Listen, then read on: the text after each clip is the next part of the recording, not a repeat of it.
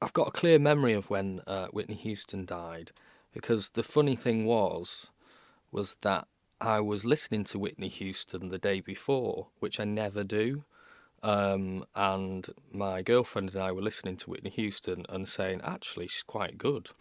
And then the next day, I went to the newsagents, and it was on the front of all the newspapers that she died.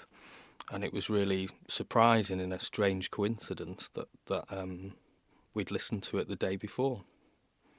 One of the major events in German history was probably the fall of the Berlin Wall in 1989 on the 9th of November.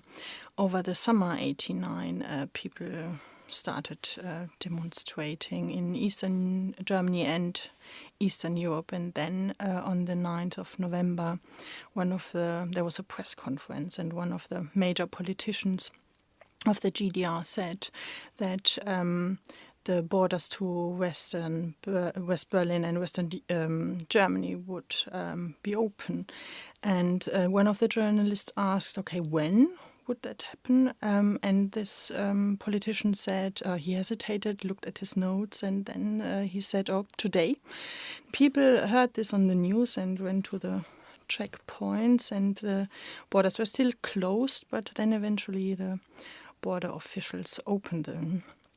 And a year later, the two Germanys got unified. And as a little girl, I took this very seriously and crossed out all the borders in my school atlas.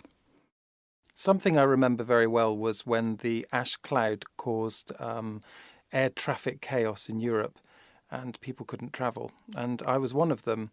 And it meant that I couldn't attend a conference, which potentially could have caused big problems. And I was able to attend by webinar online, and it actually went down very well.